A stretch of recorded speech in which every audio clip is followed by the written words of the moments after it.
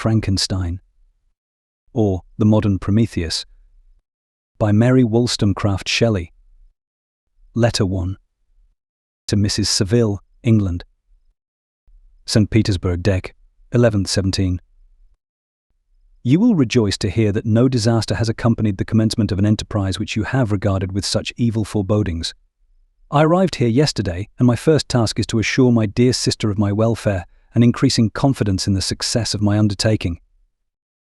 I am already far north of London, and as I walk in the streets of Petersburg, I feel a cold northern breeze play upon my cheeks, which braces my nerves and fills me with delight. Do you understand this feeling? This breeze, which has travelled from the regions towards which I am advancing, gives me a foretaste of those icy climes. Inspirited by this wind of promise, my daydreams become more fervent and vivid. I try in vain to be persuaded that the pole is the seat of frost and desolation. It ever presents itself to my imagination as the region of beauty and delight. There, Margaret, the sun is forever visible, its broad disk just skirting the horizon and diffusing a perpetual splendour. Therefore, with your leave, my sister, I will put some trust in preceding navigators. Their snow and frost are banished, and, sailing over a calm sea, we may be wafted to a land surpassing in wonders and in beauty every region hitherto discovered on the habitable globe. Its productions and features may be without example, as the phenomena of the heavenly bodies undoubtedly are in those undiscovered solitudes. What may not be expected in a country of eternal light? I may there discover the wondrous power which attracts the needle, and may regulate 1,000 celestial observations that require only this voyage to render their seeming eccentricities consistent forever. I shall satiate my ardent curiosity with the sight of a part of the world never before visited, and may tread a land never before imprinted by the foot of man. These are my enticements, and they are sufficient to conquer all fear of danger or death, and to induce me to commence this laborious voyage with the joy a child feels when he embarks in a little boat with his holiday mates on an expedition of discovery up his native river. But supposing all these conjectures to be false, you cannot contest the inestimable benefit which I shall confer on all mankind to the last generation by discovering a passage near the pole to those countries, to reach which at present so many months are requisite, or by ascertaining the secret of the magnet, which, if at all possible, can only be effected by an undertaking such as mine. These reflections have dispelled the agitation with which I began my letter, and I feel my heart glow with an enthusiasm which elevates me to heaven, for nothing contributes so much to tranquilize the mind as a steady purpose, a point on which the soul may fix its intellectual eye. This expedition has been the favourite dream of my early years. I have read with ardour accounts of the various voyages which have been made in the prospect of arriving at the North Pacific Ocean through the seas which surround the pole. You may remember that a history of all the voyages made for purposes of discovery composed the whole of our good Uncle Thomas' library. My education was neglected, yet I was passionately fond of reading. These volumes were my study day and night, and my familiarity with them increased that regret which I had felt, as a child, on learning that my father's dying injunction had forbidden my uncle to allow me to embark in a seafaring life. These visions faded when I perused, for the first time, those poets whose effusions entranced my soul and lifted it to heaven. I also became a poet, and for 1 year lived in a paradise of my own creation. I imagined that I also might obtain a niche in the temple where the names of Homer and Shakespeare are consecrated. You are well acquainted with my failure and how heavily I bore the disappointment. But just at that time I inherited the fortune of my cousin, and my thoughts were turned into the channel of their earlier bent. 6 years have passed since I resolved on my present undertaking. I can, even now, remember the hour from which I dedicated myself to this great enterprise. I commenced by inuring my body to hardship. I accompanied the whale fishers on several expeditions to the North Sea. I voluntarily endured cold, famine, thirst, and want of sleep. I often worked harder than the common sailors during the day, and devoted my nights to the study of mathematics, the theory of medicine, and those branches of physical science from which a naval adventurer might derive the greatest practical advantage. Twice I actually hired myself as an undermate in a Greenland whaler, and acquitted myself to admiration. I must own I felt a little proud when my captain offered me the second dignity in the vessel, and entreated me to remain with the greatest earnestness, so valuable did he consider my services. And now, dear Margaret, do I not deserve to accomplish some great purpose? My life might have been passed in ease and luxury, but I preferred glory to every enticement that wealth placed in my path. Oh, that some encouraging voice would answer in the affirmative! My courage and my resolution is firm, but my hopes fluctuate, and my spirits are often depressed. I am about to proceed on a long and difficult voyage, the emergencies of which will demand all my fortitude. I am required not only to raise the spirits of others, but sometimes to sustain my own, when theirs are failing. This is the most favorable period for traveling in Russia. They fly quickly over the snow in their sledges. The motion is pleasant, and in my opinion, far more agreeable than that of an English stagecoach. The cold is not excessive, if you are wrapped in furs, a dress which I have already adopted, for there is a great difference between walking the deck and remaining seated motionless for hours, when no exercise prevents the blood from actually freezing in your veins. I have no ambition to lose my life on the post road between St. Petersburg and Archangel. I shall depart for the latter town in a fortnight or 3 weeks, and my intention is to hire a ship there, which can easily be done by paying the insurance for the owner, and to engage as many sailors as I think necessary among those who are accustomed to the whale fishing. I do not intend to sail until the month of June, and when shall I return? Ah, dear sister, how can I answer this question? If I succeed, many months, perhaps years, will pass before you and I may meet. If I fail, you will see me again soon, or never. Farewell, my dear, excellent Margaret. Heaven shower down blessings on you, and save me, that I may again and again testify my gratitude for all your love and kindness. Your affectionate brother, R. Walton. Letter 2. To Mrs. Saville, England. Archangel, 28th March, 17. How slowly the time passes here, encompassed as I am by frost and snow. Yet a second step is taken towards my enterprise. I have hired a vessel and am occupied in collecting my sailors. Those whom I have already engaged appear to be men on whom I can depend, and are certainly possessed of dauntless courage. But I have one want which I have never yet been able to satisfy, and the absence of the object of which I now feel as a most severe evil. I have no friend, Margaret, when I am glowing with the enthusiasm of success. There will be none to participate my joy if I am assailed by disappointment. No one will endeavour to sustain me in dejection. I shall commit my thoughts to paper, it is true, but that is a poor medium for the communication of feeling. I desire the company of a man who could sympathise with me, whose eyes would reply to mine. You may deem me romantic, my dear sister, but I bitterly feel the want of a friend. I have no one near me, gentle yet courageous, possessed of a cultivated as well as of a capacious mind, whose tastes are like my own, to approve or amend my plans. How would such a friend repair the faults of your poor brother? I am too ardent in execution and too impatient of difficulties. But it is a still greater evil to me that I am self-educated. For the first 14 years of my life I ran wild on a common, and read nothing but our Uncle Thomas' books of voyages. At that age I became acquainted with the celebrated poets of our own country, but it was only when it had ceased to be in my power to derive its most important benefits from such a conviction that I perceived the necessity of becoming acquainted with more languages than that of my native country. Now I am 28, and I am in reality more illiterate than many schoolboys of 15. It is true that I have thought more, and that my daydreams are more extended and magnificent, but they want, as the painters call it, keeping, and I greatly need a friend who would have sense enough not to despise me as romantic, and affection enough for me to endeavour to regulate my mind. Well, these are useless complaints. I shall certainly find no friend on the wide ocean, nor even here in Archangel, among merchants and seamen. Yet some feelings, unallied to the dross of human nature, beat even in these rugged bosoms. My lieutenant, for instance, is a man of wonderful courage and enterprise. He is madly desirous of glory, or rather, to word my phrase more characteristically, of advancement in his profession. He is an Englishman, and in the midst of national and professional prejudices, unsoftened by cultivation, retains some of the noblest endowments of humanity. I first became acquainted with him on board a whale vessel. Finding that he was unemployed in this city, I easily engaged him to assist in my enterprise. The master is a person of an excellent disposition, and is remarkable in the ship for his gentleness and the mildness of his discipline. This circumstance, added to his well-known integrity and dauntless courage, made me very desirous to engage him. A youth passed in solitude, my best years spent under your gentle and feminine fosterage, has so refined the groundwork of my character that I cannot overcome an intense distaste to the usual brutality exercised on board ship. I have never believed it to be necessary. And when I heard of a mariner equally noted for his kindliness of heart and the respect and obedience paid to him by his crew, I felt myself peculiarly fortunate in being able to secure his services. I heard of him first in rather a romantic manner, from a lady who owes to him the happiness of her life. This, briefly, is his story. Some years ago, he loved a young Russian lady of moderate fortune, and having amassed a considerable sum in prize money, the father of the girl consented to the match.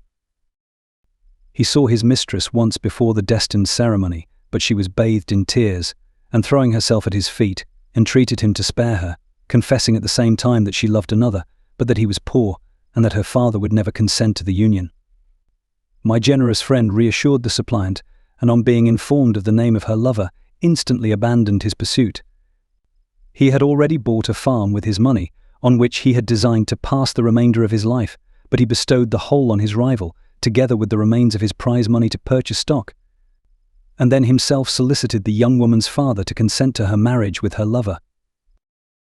But the old man decidedly refused, thinking himself bound in honor to my friend, who, when he found the father inexorable, quitted his country, nor returned until he heard that his former mistress was married according to her inclinations. What a noble fellow, you will exclaim. He is so, but then he is wholly uneducated. He is as silent as a Turk, and a kind of ignorant carelessness attends him, which, while it renders his conduct the more astonishing, detracts from the interest and sympathy which otherwise he would command. Yet do not suppose, because I complain a little, or because I can conceive a consolation for my toils which I may never know, that I am wavering in my resolutions. Those are as fixed as fate, and my voyage is only now delayed until the weather shall permit my embarkation. The winter has been dreadfully severe, but the spring promises well, and it is considered as a remarkably early season, so that perhaps I may sail sooner than I expected. I shall do nothing rashly. You know me sufficiently to confide in my prudence and considerateness whenever the safety of others is committed to my care. I cannot describe to you my sensations on the near prospect of my undertaking. It is impossible to communicate to you a conception of the trembling sensation, half pleasurable and half fearful, with which I am preparing to depart. I am going to unexplored regions, to the land of mist and snow, but I shall kill no albatross, therefore do not be alarmed for my safety, or if I should come back to you, as worn and woeful as the ancient mariner. You will smile at my allusion, but I will disclose a secret. I have often attributed my attachment to, my passionate enthusiasm for, the dangerous mysteries of ocean to that production of the most imaginative of modern poets. There is something at work in my soul which I do not understand. I am practically industrious, painstaking, a workman to execute with perseverance and labor, but besides this there is a love for the marvelous, a belief in the marvelous, intertwined in all my projects, which hurries me out of the common pathways of men, even to the wild sea and unvisited regions I am about to explore. But to return to dearer considerations. Shall I meet you again, after having traversed immense seas and returned by the most southern cape of Africa or America? I dare not expect such success, yet I cannot bear to look on the reverse of the picture. Continue for the present to write to me by every opportunity. I may receive your letters on some occasions when I need them most to support my spirits. I love you very tenderly. Remember me with affection, should you never hear from me again. Your affectionate brother, Robert Walton, Painter. Letter 3. To Mrs. Saville, England. July 7th, 17. My dear sister, I write a few lines in haste to say that I am safe and well advanced on my voyage. This letter will reach England by a merchantman now on its homeward voyage from Archangel, more fortunate than I, who may not see my native land, perhaps, for many years. I am, however, in good spirits. My men are bold and apparently firm of purpose, nor do the floating sheets of ice that continually pass us, indicating the dangers of the region towards which we are advancing, appear to dismay them. We have already reached a very high latitude, but it is the height of summer, and although not so warm as in England, the southern gales, which blow us speedily towards those shores which I so ardently desire to attain, breathe a degree of renovating warmth which I had not expected. No incidents have hitherto befallen us that would make a figure in a letter.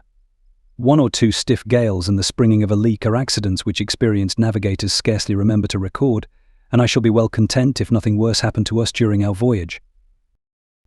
Adieu, my dear Margaret. Be assured that for my own sake as well as yours I will not rashly encounter danger. I will be cool, persevering, and prudent. But success shall crown my endeavours. Wherefore not?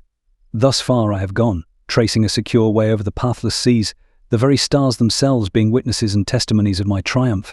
Why not still proceed over the untamed yet obedient element? What can stop the determined heart and resolved will of man? My swelling heart involuntarily pours itself out thus. But I must finish. Heaven bless my beloved sister. R.W. Letter 4. To Mrs. Saville, England. August 5th, 17. So strange an accident has happened to us that I cannot forbear recording it, although it is very probable that you will see me before these papers can come into your possession. Last Monday, July 31st, we were nearly surrounded by ice, which closed in the ship on all sides, scarcely leaving her the sea room in which she floated. Our situation was somewhat dangerous, especially as we were compassed round by a very thick fog. We accordingly lay to, hoping that some change would take place in the atmosphere and weather. About 2 o'clock the mist cleared away, and we beheld, stretched out in every direction, vast and irregular plains of ice, which seemed to have no end. Some of my comrades groaned, and my own mind began to grow watchful with anxious thoughts, when a strange sight suddenly attracted our attention and diverted our solicitude from our own situation. We perceived a low carriage, fixed on a sledge and drawn by dogs, pass on towards the north. At the distance of half a mile, a being which had the shape of a man, but apparently of gigantic stature, sat in the sledge and guided the dogs. We watched the rapid progress of the traveller with our telescopes until he was lost among the distant inequalities of the ice. This appearance excited our unqualified wonder. We were, as we believed, many hundred miles from any land, but this apparition seemed to denote that it was not, in reality, so distant as we had supposed. Shut in, however, by ice, it was impossible to follow his track, which we had observed with the greatest attention. About 2 hours after this occurrence we heard the ground sea, and before night the ice broke and freed our ship. We, however, lay to until the morning, fearing to encounter in the dark those large loose masses which float about after the breaking up of the ice. I profited of this time to rest for a few hours. In the morning, however, as soon as it was light, I went upon deck and found all the sailors busy on one side of the vessel, apparently talking to someone in the sea. It was in fact a sledge, like that we had seen before, which had drifted towards us in the night on a large fragment of ice. Only one dog remained alive, but there was a human being within it whom the sailors were persuading to enter the vessel. He was not, as the other traveller seemed to be, a savage inhabitant of some undiscovered island, but a European. When I appeared on deck, the master said, "Here is our captain, and he will not allow you to perish on the open sea." On perceiving me, the stranger addressed me in English, although with a foreign accent. "Before I come on board your vessel," said he, "will you have the kindness to inform me whither you are bound?" You may conceive my astonishment on hearing such a question addressed to me from a man on the brink of destruction, and to whom I should have supposed that my vessel would have been a resource which he would not have exchanged for the most precious wealth the earth can afford. I replied, however, that we were on a voyage of discovery towards the northern pole. Upon hearing this, he appeared satisfied and consented to come on board. Good God! Margaret! If you had seen the man who thus capitulated for his safety, your surprise would have been boundless. His limbs were nearly frozen, and his body dreadfully emaciated by fatigue and suffering. I never saw a man in so wretched a condition. We attempted to carry him into the cabin, but as soon as he had quitted the fresh air he fainted. We accordingly brought him back to the deck and restored him to animation by rubbing him with brandy and forcing him to swallow a small quantity. As soon as he showed signs of life, we wrapped him up in blankets and placed him near the chimney of the kitchen stove. By slow degrees he recovered and ate a little soup, which restored him wonderfully. 2 days passed in this manner before he was able to speak, and I often feared that his sufferings had deprived him of understanding. When he had in some measure recovered, I removed him to my own cabin and attended on him as much as my duty would permit. I never saw a more interesting creature. His eyes have generally an expression of wildness and even madness, but there are moments when, if anyone performs an act of kindness towards him or does him any the most trifling service, his whole countenance is lighted up, as it were, with a beam of benevolence and sweetness that I never saw equalled. But he is generally melancholy and despairing, and sometimes he gnashes his teeth, as if impatient of the weight of woes that oppresses him.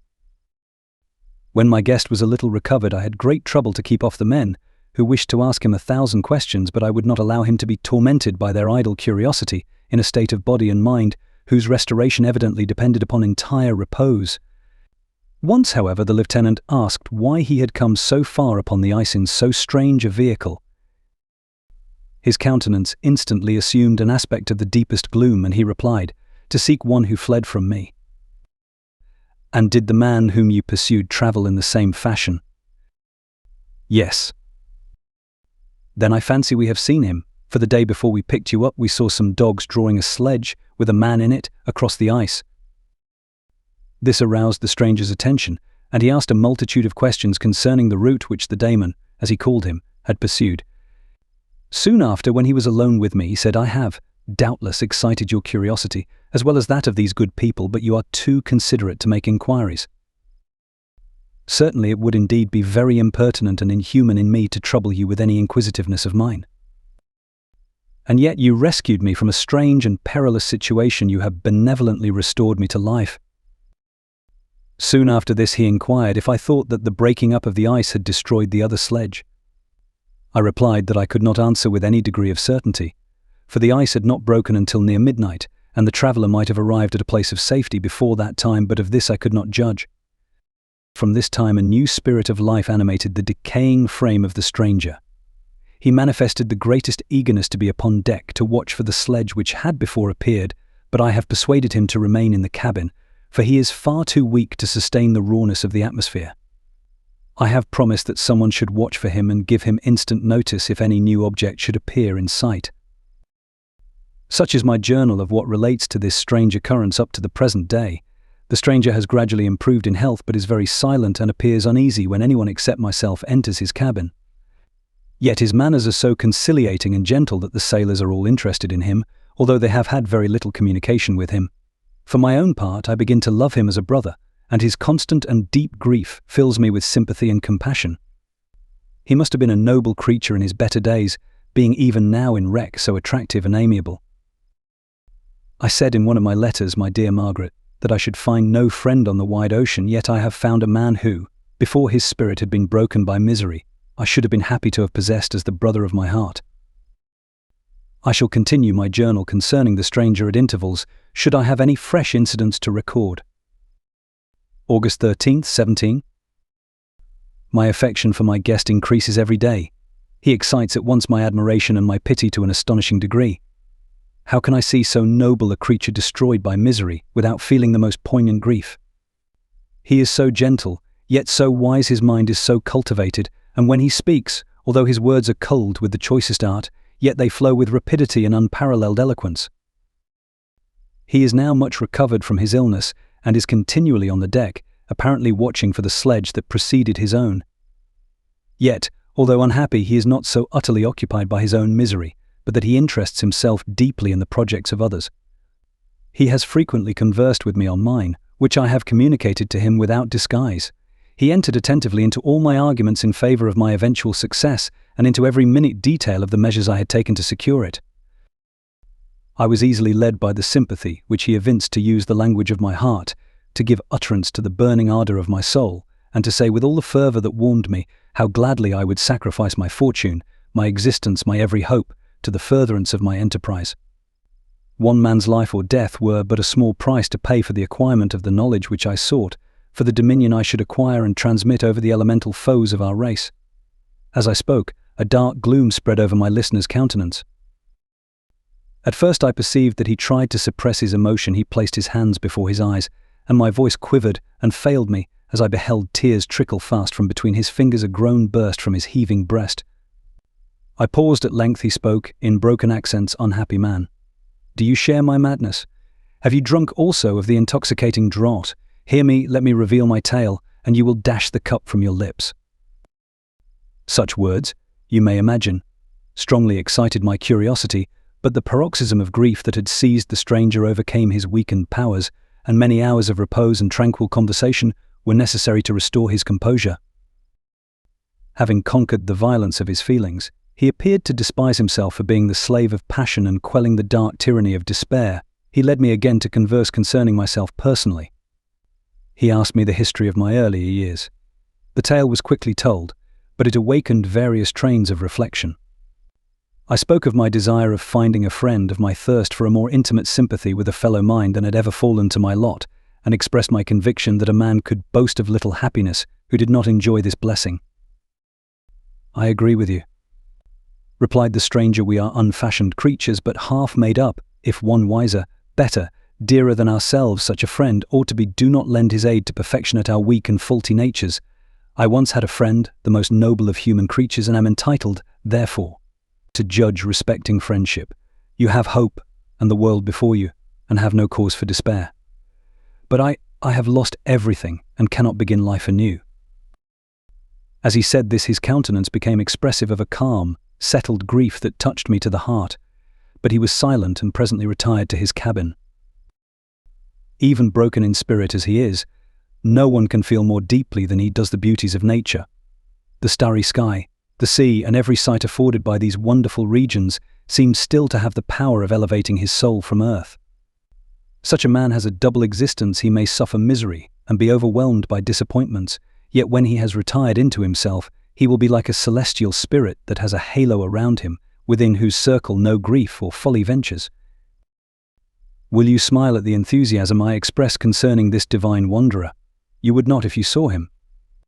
You have been tutored and refined by books and retirement from the world, and you are therefore somewhat fastidious, but this only renders you the more fit to appreciate the extraordinary merits of this wonderful man. Sometimes I have endeavored to discover what quality it is which he possesses that elevates him so immeasurably above any other person I ever knew. I believe it to be an intuitive discernment, a quick but never failing power of judgment, a penetration into the causes of things, unequaled for clearness and precision. Add to this a facility of expression and a voice whose varied intonations are soul-subduing music. August 19th, 17. Yesterday the stranger said to me, "You may easily perceive, Captain Walton, that I have suffered great and unparalleled misfortunes. I had determined at one time that the memory of these evils should die with me, but you have won me to alter my determination. You seek for knowledge and wisdom, as I once did, and I ardently hope that the gratification of your wishes may not be a serpent to sting you, as mine has been. I do not know that the relation of my disasters will be useful to you yet, when I reflect that you are pursuing the same course, exposing yourself to the same dangers which have rendered me what I am. I imagine that you may deduce an apt moral from my tale, one that may direct you if you succeed in your undertaking and console you in case of failure. Prepare to hear of occurrences which are usually deemed marvelous. Were we among the tamer scenes of nature, I might fear to encounter your unbelief, perhaps your ridicule, but many things will appear possible in these wild and mysterious regions which would provoke the laughter of those unacquainted with the ever-varied powers of nature. Nor can I doubt but that my tale conveys in its series internal evidence of the truth of the events of which it is composed. You may easily imagine that I was much gratified by the offered communication, yet I could not endure that he should renew his grief by a recital of his misfortunes.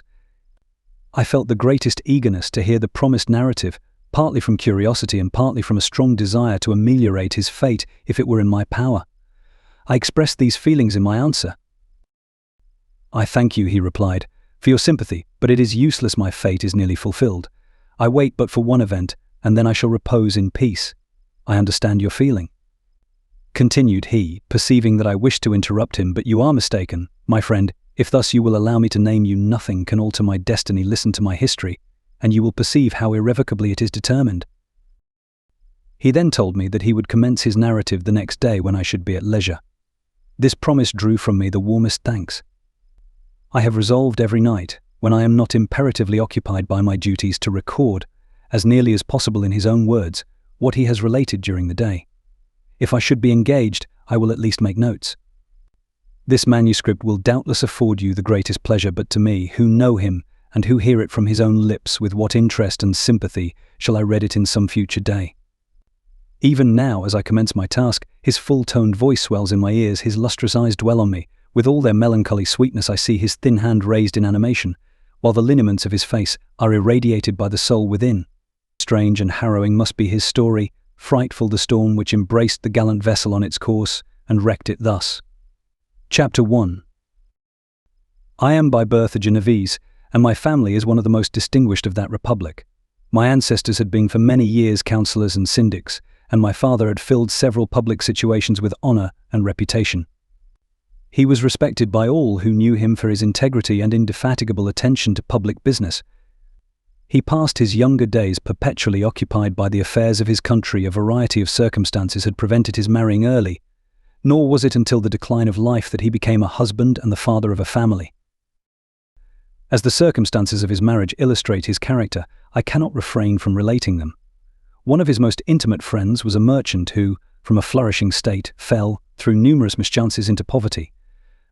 This man, whose name was Beaufort, was of a proud and unbending disposition, and could not bear to live in poverty and oblivion in the same country where he had formerly been distinguished for his rank and magnificence.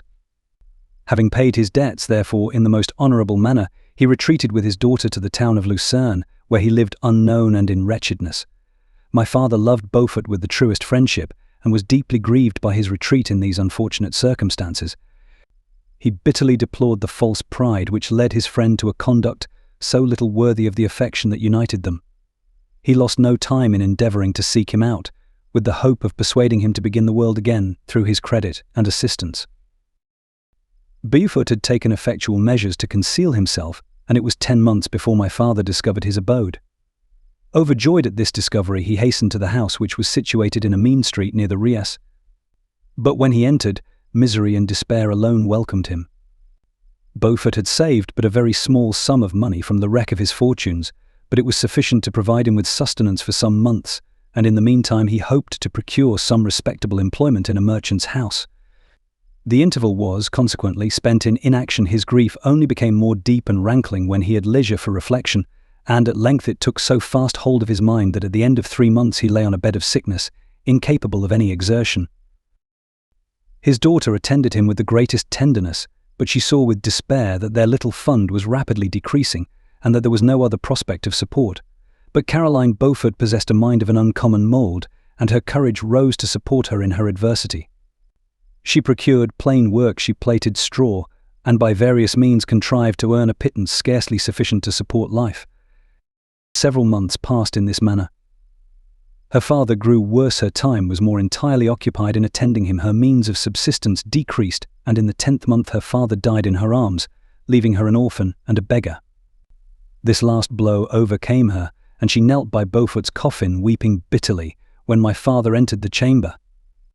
He came like a protecting spirit to the poor girl, who committed herself to his care, and after the interment of his friend he conducted her to Geneva and placed her under the protection of a relation. 2 years after this event Caroline became his wife. There was a considerable difference between the ages of my parents, but this circumstance seemed to unite them only closer in bonds of devoted affection. There was a sense of justice in my father's upright mind which rendered it necessary that he should approve highly to love strongly.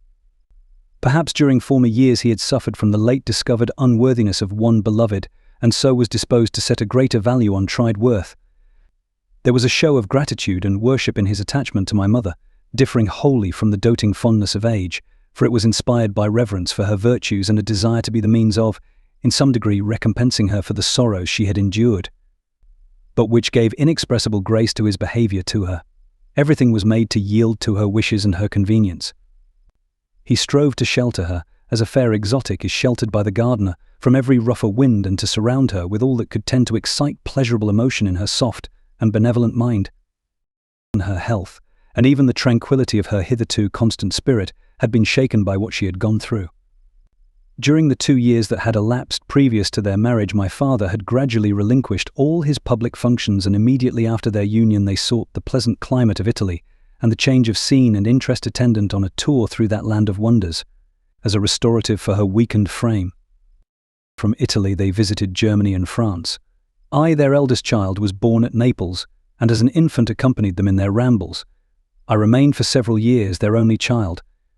Much as they were attached to each other, they seemed to draw inexhaustible stores of affection from a very mine of love to bestow them upon me. My mother's tender caresses and my father's smile of benevolent pleasure while regarding me are my first recollections. I was their plaything and their idol, and something better, their child, the innocent and helpless creature bestowed on them by heaven, whom to bring up to good, and whose future lot it was in their hands to direct to happiness or misery, according as they fulfilled their duties towards me.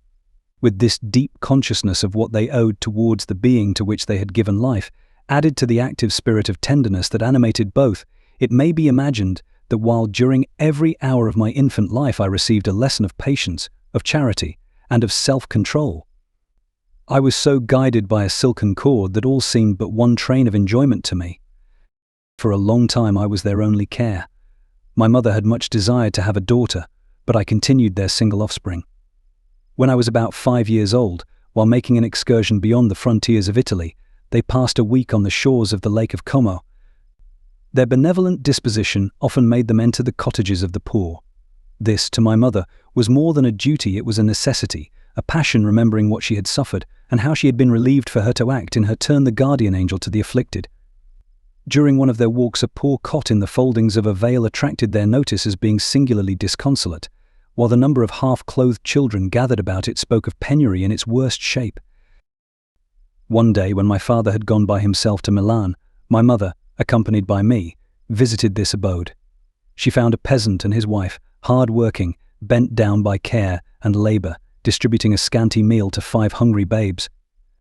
Among these there was one which attracted my mother far above all the rest. She appeared of a different stock. The 4 others were dark-eyed, hardy little vagrants. This child was thin and very fair. Her hair was the brightest living gold, and despite the poverty of her clothing, seemed to set a crown of distinction on her head. Her brow was clear and ample, her blue eyes cloudless, and her lips and the moulding of her face so expressive of sensibility and sweetness that none could behold her without looking on her as of a distinct species, a being heaven-sent, and bearing a celestial stamp in all her features. The peasant woman, perceiving that my mother fixed eyes of wonder and admiration on this lovely girl, eagerly communicated her history. She was not her child, but the daughter of a Milanese nobleman. Her mother was a German and had died on giving her birth. The infant had been placed with these good people to nurse. They were better off then. They had not been long married, and their eldest child was but just born. The father of their charge was one of those Italians nursed in the memory of the antique glory of Italy, one among the Schiavi or Frementi, who exerted himself to obtain the liberty of his country. He became the victim of its weakness. Whether he had died or still lingered in the dungeons of Austria was not known. His property was confiscated, his child became an orphan and a beggar. She continued with her foster parents and bloomed in their rude abode, fairer than a garden rose among dark-leaved brambles. When my father returned from Milan, he found playing with me in the hall of our villa a child fairer than pictured cherub, a creature who seemed to shed radiance from her looks, and whose form and motions were lighter than the chamois of the hills. The apparition was soon explained. With his permission, my mother prevailed on her rustic guardians to yield their charge to her. They were fond of the sweet orphan. Her presence had seemed a blessing to them, but it would be unfair to her to keep her in poverty and want when Providence afforded her such powerful protection. They consulted their village priest, and the result was that Elizabeth Lavenza became the inmate of my parents' house, my more than sister, the beautiful and adored companion of all my occupations and my pleasures. Everyone loved Elizabeth. The passionate and almost reverential attachment with which all regarded her became, while I shared it, my pride and my delight. On the evening previous to her being brought to my home, my mother had said playfully, "I have a pretty present for my Victor tomorrow, he shall have it." And when, on the morrow, she presented Elizabeth to me as her promised gift, I, with childish seriousness, interpreted her words literally and looked upon Elizabeth as mine to protect, love, and cherish. All praises bestowed on her I received as made to a possession of my own. We called each other familiarly by the name of cousin. No word, no expression could body forth the kind of relation in which she stood to me, my more than sister, since till death she was to be mine only. Chapter 2. We were brought up together. There was not quite a year difference in our ages. I need not say that we were strangers to any species of disunion or dispute. Harmony was the soul of our companionship, and the diversity and contrast that subsisted in our characters drew us nearer together. Elizabeth was of a calmer and more concentrated disposition, but, with all my ardour, I was capable of a more intense application and was more deeply smitten with the thirst for knowledge. She busied herself with following the aerial creations of the poets, and in the majestic and wondrous scenes which surrounded our Swiss home, the sublime shapes of the mountains, the changes of the seasons, tempest and calm, the silence of winter, and the life and turbulence of our alpine summers, she found ample scope for admiration and delight. While my companion contemplated with a serious and satisfied spirit the magnificent appearances of things, I delighted in investigating their causes. The world was to me a secret which I desired to divine. Curiosity, earnest research to learn the hidden laws of nature, gladness akin to rapture, as they were unfolded to me, are among the earliest sensations I can remember. On the birth of a second son, my junior by 7 years, my parents gave up entirely their wandering life and fixed themselves in their native country. We possessed a house in Geneva and a campaign on Belrive, the eastern shore of the lake, at the distance of rather more than a league from the city. We resided principally in the latter, and the lives of my parents were passed in considerable seclusion. It was my temper to avoid a crowd and to attach myself fervently to a few. I was indifferent, therefore, to my schoolfellows in general, but I united myself in the bonds of the closest friendship to one among them. Henry Clerval was the son of a merchant of Geneva. He was a boy of singular talent and fancy. He loved enterprise, hardship, and even danger for its own sake. He was deeply read in books of chivalry and romance. He composed heroic songs and began to write many a tale of enchantment and knightly adventure. He tried to make us act plays and to enter into masquerades in which the characters were drawn from the heroes of Roncesvalles, of the Round Table of King Arthur, and the chivalrous train who shed their blood to redeem the Holy Sepulchre from the hands of the infidels. No human being could have passed a happier childhood than myself.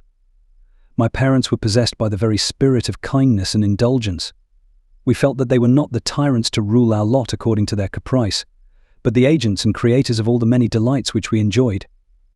When I mingled with other families, I distinctly discerned how peculiarly fortunate my lot was, and gratitude assisted the development of filial love.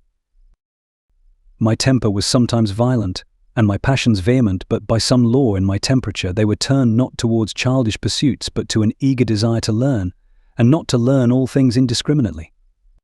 I confess that neither the structure of languages, nor the code of governments, nor the politics of various states possessed attractions for me. It was the secrets of heaven and earth that I desired to learn, and whether it was the outward substance of things or the inner spirit of nature and the mysterious soul of man that occupied me, still my inquiries were directed to the metaphysical, or in its highest sense, the physical secrets of the world. Meanwhile, Clerval occupied himself, so to speak, with the moral relations of things. The busy stage of life, the virtues of heroes, and the actions of men were his theme, and his hope and his dream was to become one among those whose names are recorded in story as the gallant and adventurous benefactors of our species. The saintly soul of Elizabeth shone like a shrine-dedicated lamp in our peaceful home.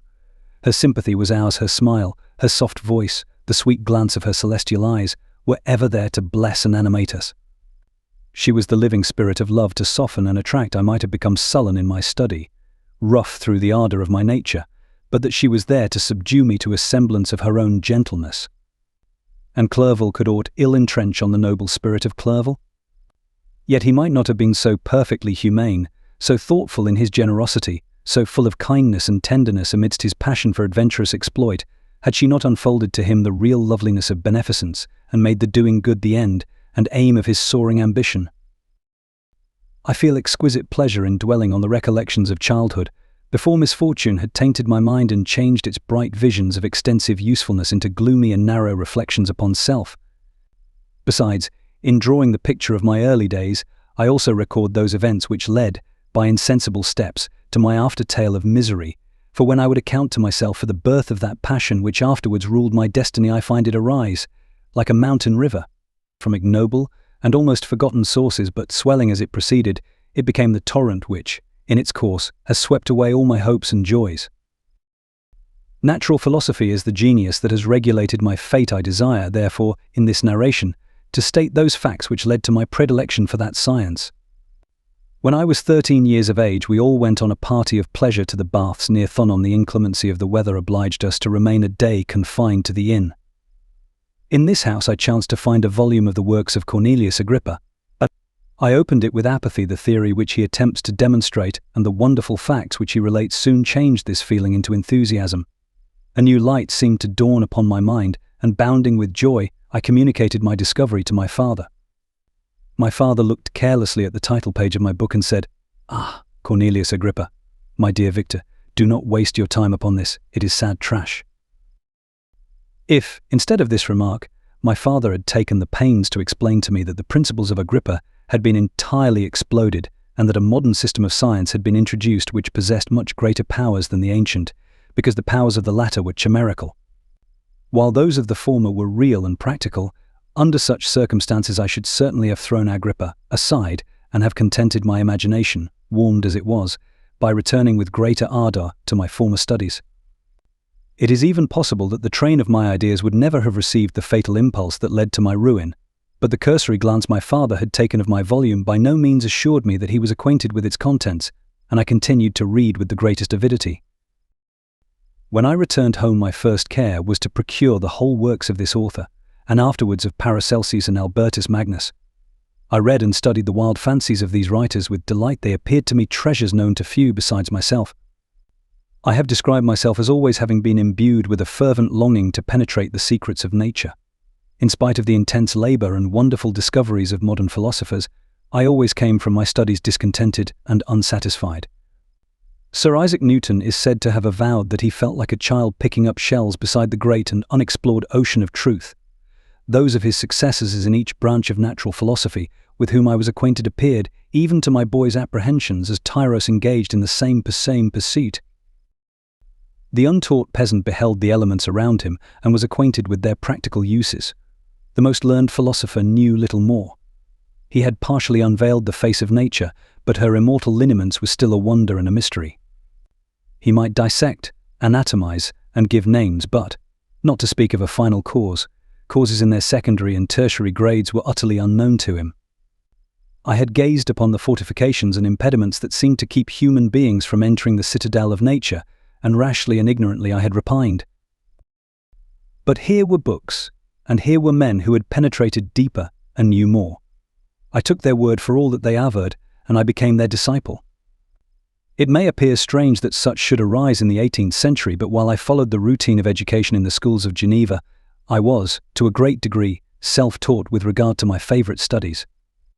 My father was not scientific, and I was left to struggle with a child's blindness, added to a student's thirst for knowledge. Under the guidance of my new preceptors, I entered with the greatest diligence into the search of the philosopher's stone and the elixir of life, but the latter soon obtained my undivided attention. Wealth was an inferior object, but what glory would attend the discovery if I could banish disease from the human frame and render man invulnerable to any but a violent death? Nor were these my only visions. The raising of ghosts or devils was a promise liberally accorded by my favorite authors, the fulfillment of which I most eagerly sought, and if my incantations were always unsuccessful, I attributed the failure rather to my own inexperience and mistake than to a want of skill or fidelity in my instructors. And thus for a time I was occupied by exploded systems, mingling, like an unadept, 1,000 contradictory theories and floundering desperately in a very slough of multifarious knowledge, guided by an ardent imagination and childish reasoning, till an accident again changed the current of my ideas.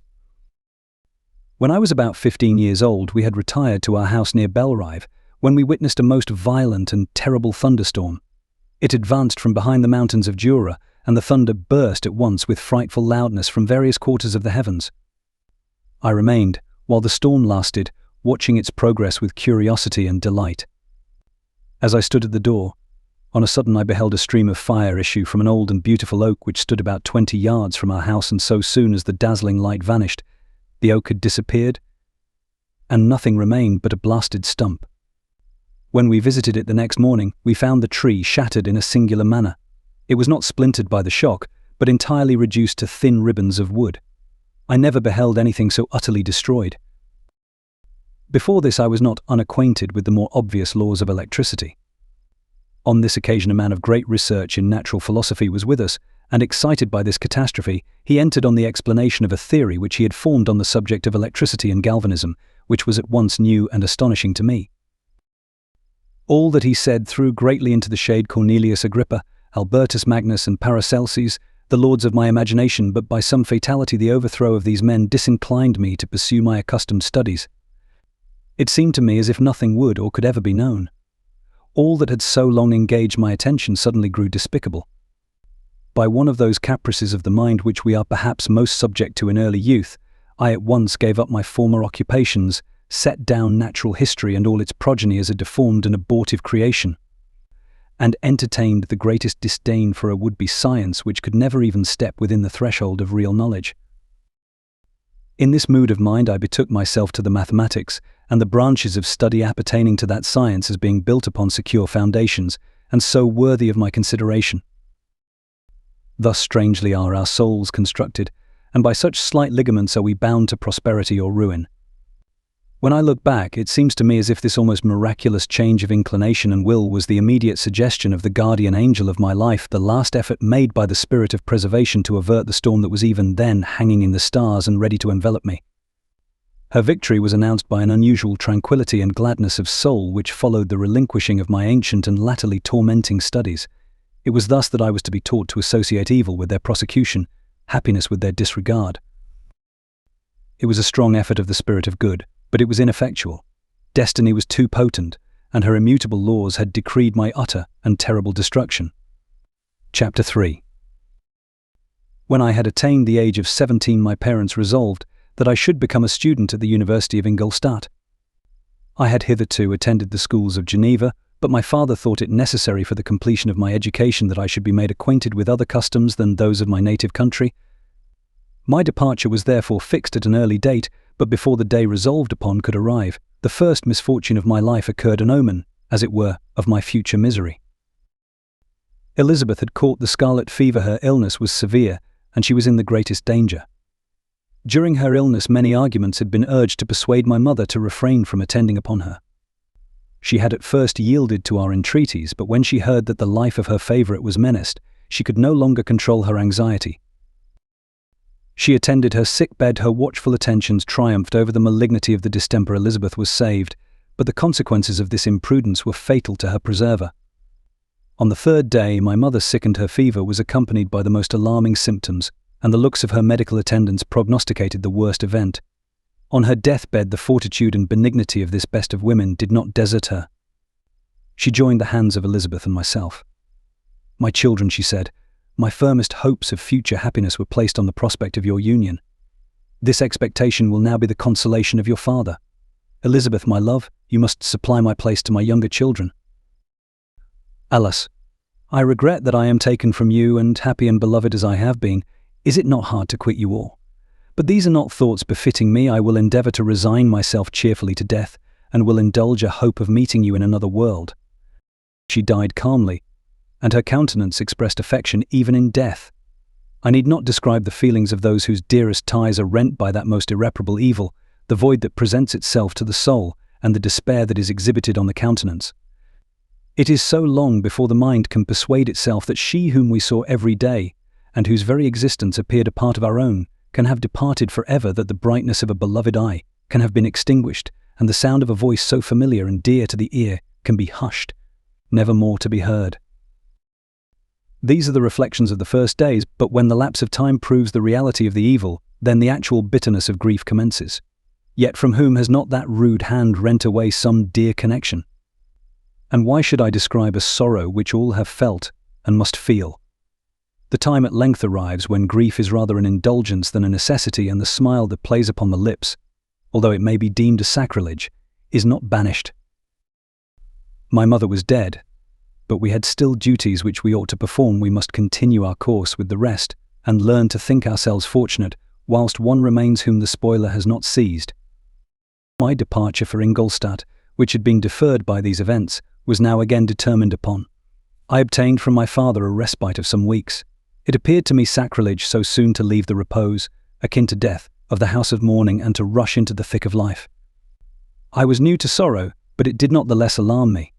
I was unwilling to quit the sight of those that remained to me, and above all, I desired to see my sweet Elizabeth in some degree consoled. She indeed veiled her grief and strove to act the comforter to us all. She looked steadily on life and assumed its duties with courage and zeal. She devoted herself to those whom she had been taught to call her uncle and cousins. Never was she so enchanting as at this time, when she recalled the sunshine of her smiles and spent them upon us. She forgot even her own regret in her endeavours to make us forget. The day of my departure at length arrived. Clerval spent the last evening with us. He had endeavoured to persuade his father to permit him to accompany me and to become my fellow student, but in vain. His father was a narrow-minded trader, and saw idleness and ruin in the aspirations and ambition of his son. Henry deeply felt the misfortune of being debarred from a liberal education. He said little, but when he spoke I read in his kindling eye and in his animated glance a restrained but firm resolve not to be chained to the miserable details of commerce. We sat late. We could not tear ourselves away from each other, nor persuade ourselves to say the word farewell. It was said, and we retired under the pretence of seeking repose, each fancying that the other was deceived. But when at morning's dawn I descended to the carriage which was to convey me away, they were all there, my father again to bless me, Clerval to press my hand once more. My Elizabeth to renew her entreaties that I would write often, and to bestow the last feminine attentions on her playmate and friend. I threw myself into the chaise that was to convey me away and indulged in the most melancholy reflections. I, who had ever been surrounded by amiable companions, continually engaged in endeavouring to bestow mutual pleasure, I was now alone. In the university whither I was going, I must form my own friends and be my own protector. My life had hitherto been remarkably secluded and domestic, and this had given me invincible repugnance to new countenances. I loved my brothers, Elizabeth and Clerval. These were old familiar faces, but I believed myself totally unfitted for the company of strangers. Such were my reflections as I commenced my journey, but as I proceeded, my spirits and hopes rose. I ardently desired the acquisition of knowledge. I had often, when at home, thought it hard to remain during my youth cooped up in one place, and had longed to enter the world and take my station among other human beings. Now my desires were complied with, and it would, indeed, have been folly to repent. I had sufficient leisure for these and many other reflections during my journey to Ingolstadt, which was long and fatiguing. At length the high white steeple of the town met my eyes. I alighted and was conducted to my solitary apartment to spend the evening as I pleased. The next morning I delivered my letters of introduction and paid a visit to some of the principal professors. Chance, or rather the evil influence, the angel of destruction, which asserted omnipotent sway over me from the moment I turned my reluctant steps from my father's door, led me first to M. Krempe, professor of natural philosophy. He was an uncouth man, but deeply imbued in the secrets of his science. He asked me several questions concerning my progress in the different branches of science appertaining to natural philosophy. I replied carelessly, and partly in contempt, mentioned the names of my alchemists as the principal authors I had studied. The professor stared. "Have you," he said, "really spent your time in studying such nonsense?" I replied in the affirmative. "Every minute," continued M. Krempe with warmth, "every instant that you have wasted on those books is utterly and entirely lost. You have burdened your memory with exploded systems and useless names. Good God! In what desert land have you lived, where no one was kind enough to inform you that these fancies which you have so greedily imbibed are 1,000 years old and as musty as they are ancient? I little expected, in this enlightened and scientific age, to find a disciple of Albertus Magnus and Paracelsus. My dear sir, you must begin your studies entirely anew." So saying, he stepped aside and wrote down a list of several books treating of natural philosophy, which he desired me to procure, and dismissed me after mentioning that in the beginning of the following week he intended to commence a course of lectures upon natural philosophy in its general relations, and that M. Waldman, a fellow professor, would lecture upon chemistry the alternate days that he omitted. I returned home not disappointed, for I have said that I had long considered those authors useless whom the professor reprobated, but I returned not at all the more inclined to recur to these studies in any shape. M. Krempe was a little squat man with a gruff voice and a repulsive countenance. The teacher, therefore, did not prepossess me in favour of his pursuits. In rather a too philosophical and connected a strain, perhaps, I have given an account of the conclusions I had come to concerning them in my early years. As a child, I had not been content with the results promised by the modern professors of natural science. With a confusion of ideas only to be accounted for by my extreme youth and my want of a guide on such matters, I had retrod the steps of knowledge along the paths of time and exchanged the discoveries of recent inquirers for the dreams of forgotten alchemists. Besides, I had a contempt for the uses of modern natural philosophy. It was very different when the masters of the science sought immortality and power. Such views, although futile, were grand, but now the scene was changed. The ambition of the inquirer seemed to limit itself to the annihilation of those visions on which my interest in science was chiefly founded. I was required to exchange chimeras of boundless grandeur for realities of little worth. Such were my reflections during the first 2 or 3 days of my residence at Ingolstadt, which were chiefly spent in becoming acquainted with the localities and the principal residents in my new abode. But as the ensuing week commenced, I thought of the information which M. Krempe had given me concerning the lectures, and although I could not consent to go and hear that little conceited fellow deliver sentences out of a pulpit, I recollected what he had said of M. Waldman, whom I had never seen, as he had hitherto been out of town. Partly from curiosity and partly from idleness, I went into the lecturing room which M. Waldman entered shortly after. This professor was very unlike his colleague. He appeared about 50 years of age, but with an aspect expressive of the greatest benevolence. A few grey hairs covered his temples, but those at the back of his head were nearly black. His person was short, but remarkably erect, and his voice the sweetest I had ever heard. He began his lecture by a recapitulation of the history of chemistry and the various improvements made by different men of learning, pronouncing with fervour the names of the most distinguished discoverers. He then took a cursory view of the present state of the science and explained many of its elementary terms. After having made a few preparatory experiments, he concluded with a panegyric upon modern chemistry, the terms of which I shall never forget. "The ancient teachers of this science," said he, "promised impossibilities and performed nothing. The modern masters promise very little. They know that metals cannot be transmuted and that the elixir of life is a chimera, but these philosophers, whose hands seem only made to dabble in dirt, and their eyes to pore over the microscope or crucible, have indeed performed miracles. They penetrate into the recesses of nature and show how she works in her hiding places. They ascend into the heavens. They have discovered how the blood circulates and the nature of the air we breathe.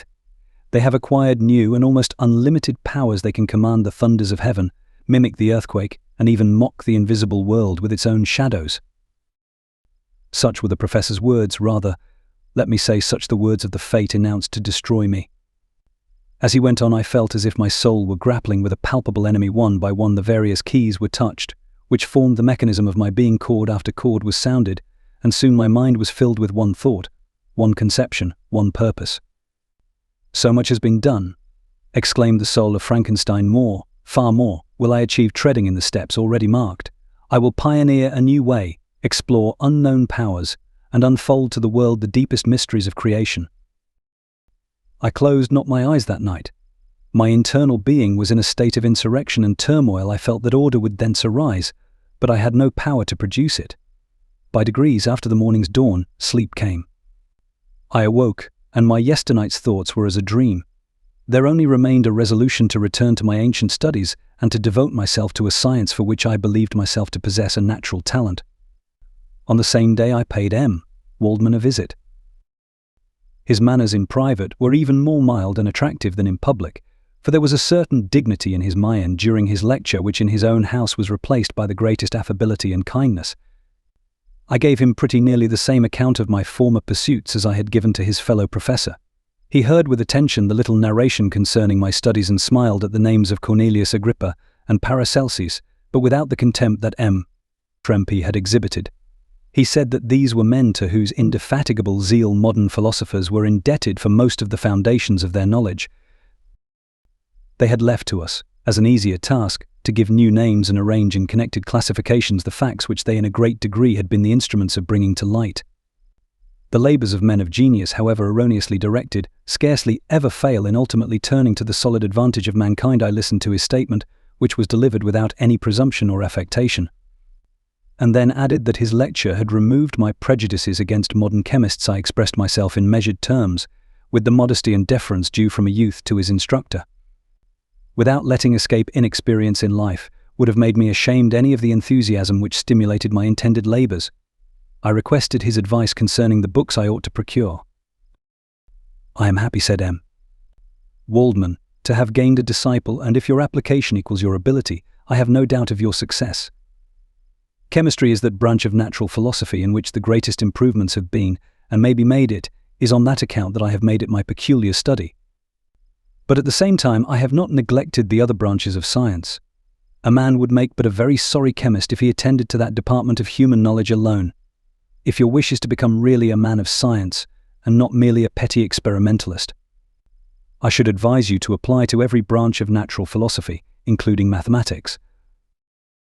He then took me into his laboratory and explained to me the uses of his various machines, instructing me as to what I ought to procure and promising me the use of his own when I should have advanced far enough in the science not to derange their mechanism. He also gave me the list of books which I had requested, and I took my leave. Thus ended a day memorable to me. It decided my future destiny. Chapter 4. From this day natural philosophy, and particularly chemistry, in the most comprehensive sense of the term, became nearly my sole occupation. I read with ardour those works, so full of genius and discrimination, which modern inquirers have written on these subjects. I attended the lectures and cultivated the acquaintance of the men of science of the university, and I found even in M. Krempe a great deal of sound sense and real information, combined, it is true, with a repulsive physiognomy and manners, but not on that account the less valuable. In M. Waldman I found a true friend. His gentleness was never tinged by dogmatism, and his instructions were given with an air of frankness and good nature that banished every idea of pedantry. In 1,000 ways he smoothed for me the path of knowledge and made the most abstruse inquiries clear and facile to my apprehension. My application was at first fluctuating and uncertain. It gained strength as I proceeded and soon became so ardent and eager that the stars often disappeared in the light of morning whilst I was yet engaged in my laboratory. As I applied so closely, it may be easily conceived that my progress was rapid. My ardour was indeed the astonishment of the students, and my proficiency that of the masters. Professor Krempe often asked me with a sly smile how Cornelius Agrippa went on, whilst M. Waldman expressed the most heartfelt exultation in my progress. 2 years passed in this manner, during which I paid no visit to Geneva, but was engaged heart and soul in the pursuit of some discoveries which I hoped to make. None but those who have experienced them can conceive of the enticements of science. In other studies you go as far as others have gone before you, and there is nothing more to know, but in a scientific pursuit there is continual food for discovery and wonder. A mind of moderate capacity which closely pursues one study must infallibly arrive at great proficiency in that study, and I, who continually sought the attainment of one object of pursuit and was solely wrapped up in this, improved so rapidly that at the end of 2 years I made some discoveries in the improvement of some chemical instruments, which procured me great esteem and admiration at the university. When I had arrived at this point and had become as well acquainted with the theory and practice of natural philosophy as depended on the lessons of any of the professors at Ingolstadt, my residence there being no longer conducive to my improvements, I thought of returning to my friends and my native town, when an incident happened that protracted my stay. One of the phenomena which had peculiarly attracted my attention was the structure of the human frame, and, indeed, any animal endued with life. Whence, I often asked myself, did the principle of life proceed? It was a bold question, and one which has ever been considered as a mystery, yet with how many things are we upon the brink of becoming acquainted, if cowardice or carelessness did not restrain our inquiries. I revolved these circumstances in my mind and determined thenceforth to apply myself more particularly to those branches of natural philosophy which relate to physiology. Unless I had been animated by an almost supernatural enthusiasm, my application to this study would have been irksome and almost intolerable. To examine the causes of life, we must first have recourse to death. I became acquainted with the science of anatomy, but this was not sufficient. I must also observe the natural decay and corruption of the human body.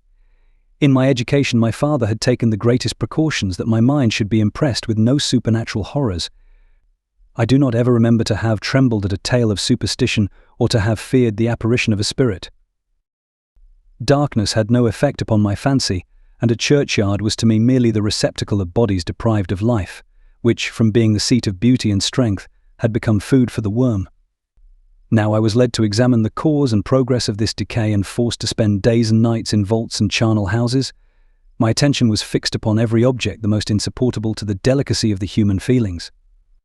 I saw how the fine form of man was degraded and wasted. I beheld the corruption of death succeed to the blooming cheek of life. I saw how the worm inherited the wonders of the eye and brain. I paused, examining and analysing all the minutiae of causation as exemplified in the change from life to death and death to life, until from the midst of this darkness a sudden light broke in upon me, a light so brilliant and wondrous, yet so simple, that while I became dizzy with the immensity of the prospect which it illustrated, I was surprised that among so many men of genius who had directed their inquiries towards the same science, that I alone should be reserved to discover so astonishing a secret. Remember, I am not recording the vision of a madman. The sun does not more certainly shine in the heavens than that which I now affirm is true. Some miracle might have produced it, yet the stages of the discovery were distinct and probable. After days and nights of incredible labour and fatigue, I succeeded in discovering the cause of generation and life, nay, more, I became myself capable of bestowing animation upon lifeless matter. The astonishment which I had at first experienced on this discovery soon gave place to delight and rapture. After so much time spent in painful labour, to arrive at once at the summit of my desires was the most gratifying consummation of my toils. But this discovery was so great and overwhelming that all the steps by which I had been progressively led to it were obliterated, and I beheld only the result. What had been the study and desire of the wisest men since the creation of the world was now within my grasp. Not that, like a magic scene, it all opened upon me at once. The information I had obtained was of a nature rather to direct my endeavors so soon as I should point them towards the object of my search than to exhibit that object already accomplished.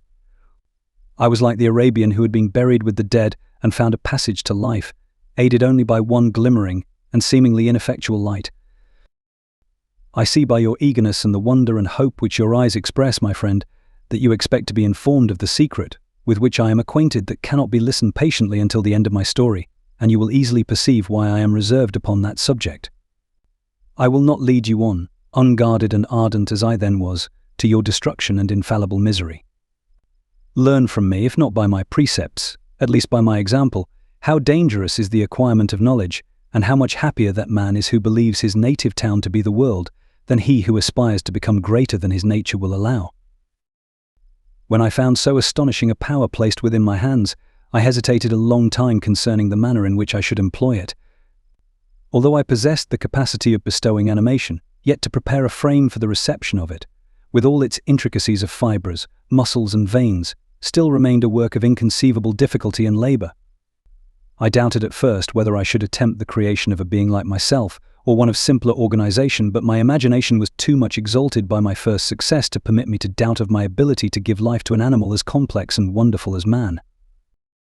The materials at present within my command hardly appeared adequate to so arduous an undertaking, but I doubted not that I should ultimately succeed. I prepared myself for a multitude of reverses. My operations might be incessantly baffled, and at last my work be imperfect, yet when I considered the improvement which every day takes place in science and mechanics, I was encouraged to hope my present attempts would at least lay the foundations of future success. Nor could I consider the magnitude and complexity of my plan as any argument of its impracticability. It was with these feelings that I began the creation of a human being.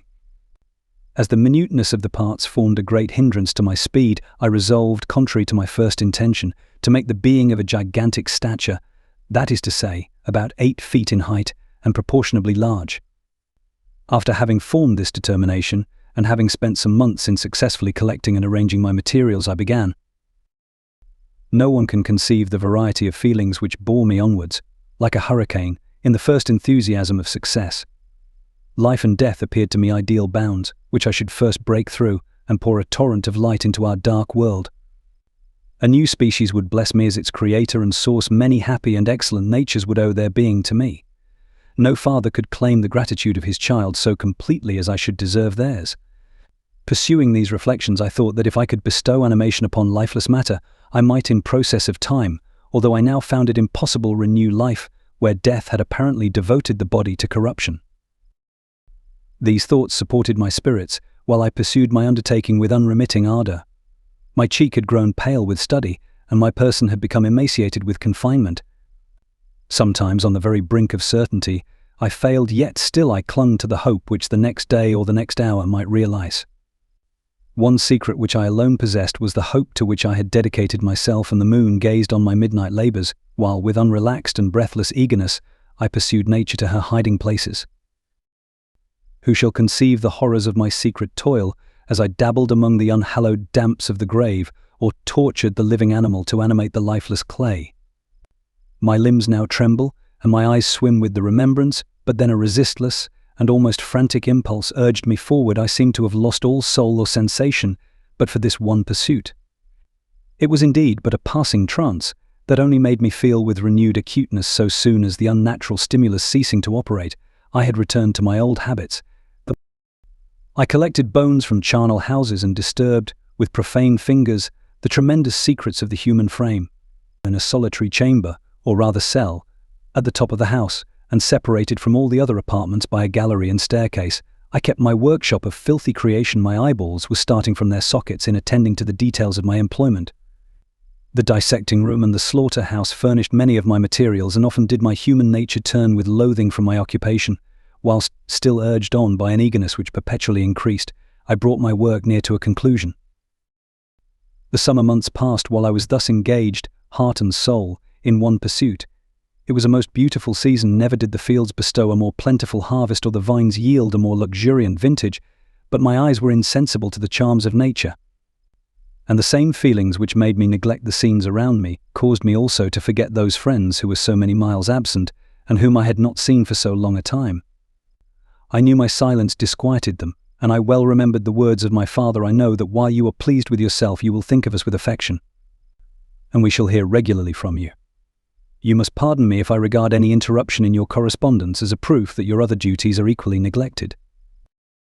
I knew well, therefore, what would be my father's feelings, but I could not tear my thoughts from my employment, loathsome in itself, but which had taken an irresistible hold of my imagination.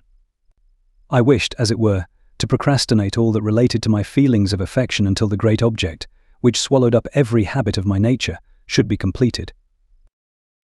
I then thought that my father would be unjust if he ascribed my neglect to vice or faultiness on my part, but I am now convinced that he was justified in conceiving that I should not be altogether free from blame. A human being in perfection ought always to preserve a calm and peaceful mind and never to allow passion or a transitory desire to disturb his tranquility. I do not think that the pursuit of knowledge is an exception to this rule. If the study to which you apply yourself has a tendency to weaken your affections and to destroy your taste for those simple pleasures in which no alloy can possibly mix, then that study is certainly unlawful, that is to say, not befitting the human mind.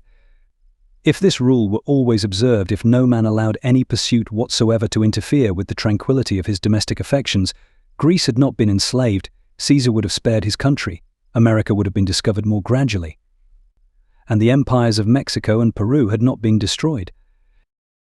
But I forget that I am moralizing in the most interesting part of my tale, and your looks remind me to proceed. My father made no reproach in his letters, and only took notice of my silence by inquiring into my occupations more particularly than before. Winter, spring, and summer passed away during my labours, but I did not watch the blossom or the expanding leaf sights which before always yielded me supreme delight. So deeply was I engrossed in my occupation. The leaves of that year had withered before my work drew near to a close, and now every day showed me more plainly how well I had succeeded. But my enthusiasm was checked by my anxiety, and I appeared rather like one doomed by slavery to toil in the mines or any other unwholesome trade than an artist occupied by his favourite employment. Every night I was oppressed by a slow fever, and I became nervous to a most painful degree. The fall of a leaf startled me, and I shunned my fellow creatures as if I had been guilty of a crime. Sometimes I grew alarmed at the wreck I perceived that I had become. The energy of my purpose alone sustained me. My labours would soon end, and I believed that exercise and amusement would then drive away incipient disease, and I promised myself both of these when my creation should be complete. Chapter 5. It was on a dreary night of November that I beheld the accomplishment of my toils. With an anxiety that almost amounted to agony, I collected the instruments of life around me, that I might infuse a spark of being into the lifeless thing that lay at my feet.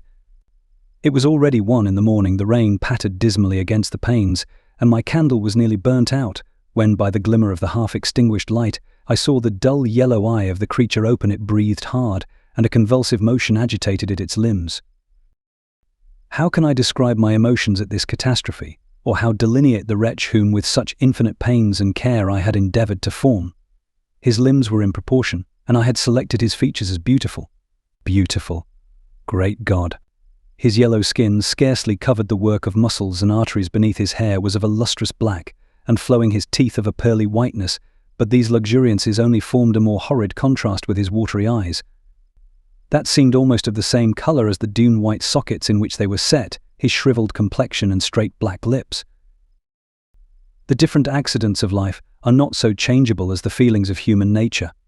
I had worked hard for nearly 2 years, for the sole purpose of infusing life into an inanimate body. For this I had deprived myself of rest and health. I had desired it with an ardour that far exceeded moderation, but now that I had finished, the beauty of the dream vanished, and breathless horror and disgust filled my heart. Unable to endure the aspect of the being I had created, I rushed out of the room and continued a long time traversing my bed-chamber, unable to compose my mind to sleep. At length lassitude succeeded to the tumult I had before endured, and I threw myself on the bed in my clothes, endeavouring to seek a few moments of forgetfulness.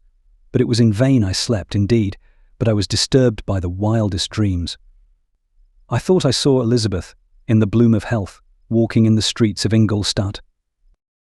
Delighted and surprised, I embraced her, but as I imprinted the first kiss on her lips, they became livid with the hue of death. Her features appeared to change, and I thought that I held the corpse of my dead mother in my arms. A shroud enveloped her form, and I saw the grave worms crawling in the folds of the flannel. I started from my sleep with horror. A cold dew covered my forehead, my teeth chattered, and every limb became convulsed when, by the dim and yellow light of the moon, as it forced its way through the window shutters, I beheld the wretch, the miserable monster whom I had created. He held up the curtain of the bed, and his eyes, if eyes they may be called, were fixed on me. His jaws opened, and he muttered some inarticulate sounds, while a grin wrinkled his cheeks. He might have spoken, but I did not hear. One hand was stretched out, seemingly to detain me, but I escaped and rushed downstairs. I took refuge in the courtyard belonging to the house which I inhabited, where I remained during the rest of the night, walking up and down in the greatest agitation, listening attentively, catching and fearing each sound, as if it were to announce the approach of the demoniacal corpse to which I had so miserably given life. Oh, no mortal could support the horror of that countenance. A mummy again endued with animation could not be so hideous as that wretch. I had gazed on him while unfinished. He was ugly then, but when those muscles and joints were rendered capable of motion, it became a thing such as even Dante could not have conceived. I passed the night wretchedly. Sometimes my pulse beat so quickly and hardly that I felt the palpitation of every artery. At others, I nearly sank to the ground through languor and extreme weakness. Mingled with this horror, I felt the bitterness of disappointment. Dreams that had been my food and pleasant rest for so long a space were now become a hell to me, and the change was so rapid, the overthrow so complete. Morning, dismal and wet, at length dawned, and discovered to my sleepless and aching eyes the church of Ingolstadt, its white steeple and clock, which indicated the 6th hour. The porter opened the gates of the court, which had that night been my asylum, and I issued into the streets, pacing them with quick steps, as if I sought to avoid the wretch whom I feared every turning of the street would present to my view. I did not dare return to the apartment which I inhabited, but felt impelled to hurry on, although drenched by the rain which poured from a black and comfortless sky. I continued walking in this manner for some time, endeavoring by bodily exercise to ease the load that weighed upon my mind. I traversed the streets without any clear conception of where I was or what I was doing. My heart palpitated in the sickness of fear, and I hurried on with irregular steps, not daring to look about me. Like one who, on a lonely road, doth walk in fear and dread, and having once turned round, walks on, and turns no more his head, because he knows a frightful fiend doth close behind him tread. Coleridge's Ancient Mariner. Continuing thus, I came at length opposite to the inn, at which the various diligences and carriages usually stopped. Here I paused. I knew not why, but I remained some minutes with my eyes fixed on a coach that was coming towards me from the other end of the street. As it drew nearer, I observed that it was the Swiss diligence. It stopped just where I was standing, and on the door being opened, I perceived Henry Clerval, who, on seeing me, instantly sprung out. "My dear Frankenstein," exclaimed he, "how glad I am to see you. How fortunate that you should be here at the very moment of my alighting." Nothing could equal my delight on seeing Clerval. His presence brought back to my thoughts my father, Elizabeth, and all those scenes of home so dear to my recollection. I grasped his hand, and in a moment forgot my horror and misfortune. I felt suddenly, and for the first time during many months, calm and serene joy. I welcomed my friend, therefore, in the most cordial manner, and we walked towards my college. Clerval continued talking for some time about our mutual friends and his own good fortune in being permitted to come to Ingolstadt. "You may easily believe," said he, "how great was the difficulty to persuade my father that all necessary knowledge was not comprised in the noble art of book-keeping, and, indeed, I believe I left him incredulous to the last. For his constant answer to my unwearied entreaties was the same as that of the Dutch schoolmaster in The Vicar of Wakefield. I have 10,000 florins a year, without Greek. I eat heartily without Greek, but his affection for me at length overcame his dislike of learning, and he has permitted me to undertake a voyage of discovery to the land of knowledge. It gives me the greatest delight to see you, but tell me how you left my father, brothers, and Elizabeth." "Very well and very happy, only a little uneasy that they hear from you so seldom. By the by, I mean to lecture you a little upon their account myself." but my dear Frankenstein," continued he, stopping short and gazing full in my face, "I did not before remark how very ill you appear, so thin and pale you look, as if you had been watching for several nights.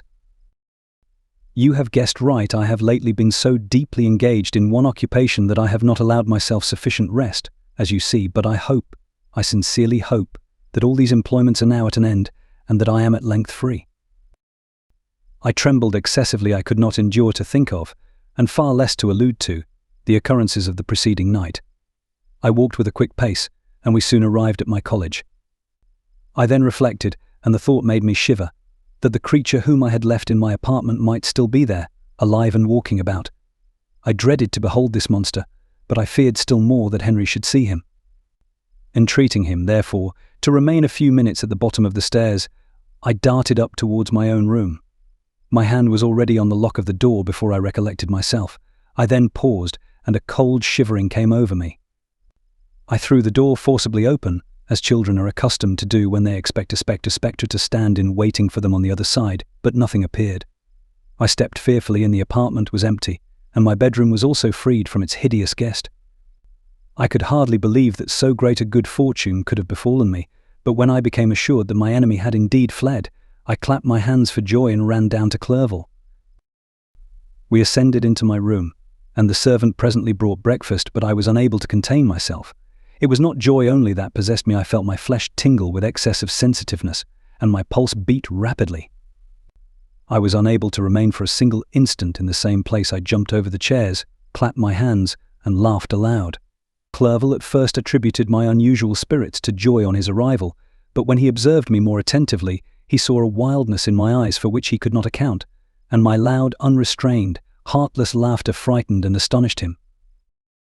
"My dear Victor," cried he, "what, for God's sake, is the matter? Do not laugh in that manner. How ill you are! What is the cause of all this?" "Do not ask me," cried I, putting my hands before my eyes, for I thought I saw the dreaded spectre glide into the room. "He can tell."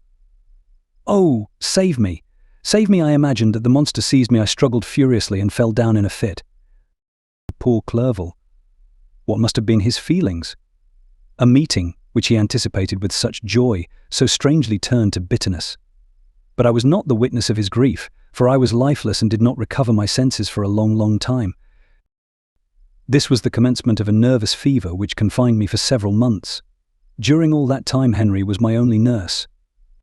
I afterwards learned that, knowing my father's advanced age and unfitness for so long a journey, and how wretched my sickness would make Elizabeth, he spared them this grief by concealing the extent of my disorder. He knew that I could not have a more kind and attentive nurse than himself, and firm in the hope he felt of my recovery, he did not doubt that, instead of doing harm, he performed the kindest action that he could towards them. But I was in reality very ill, and surely nothing but the unbounded and unremitting attentions of my friend could have restored me to life. The form of the monster on whom I had bestowed existence was for ever before my eyes, and I raved incessantly concerning him. Doubtless my words surprised Henry. He at first believed them to be the wanderings of my disturbed imagination, but the pertinacity with which I continually recurred to the same subject persuaded him that my disorder indeed owed its origin to some uncommon and terrible event. By very slow degrees, and with frequent relapses that alarmed and grieved my friend, I recovered. I remember the first time I became capable of observing outward objects with any kind of pleasure. I perceived that the fallen leaves had disappeared, and that the young buds were shooting forth from the trees that shaded my window. It was a divine spring, and the season contributed greatly to my convalescence. I felt also sentiments of joy and affection revive in my bosom. My gloom disappeared, and in a short time I became as cheerful as before I was attacked by the fatal passion.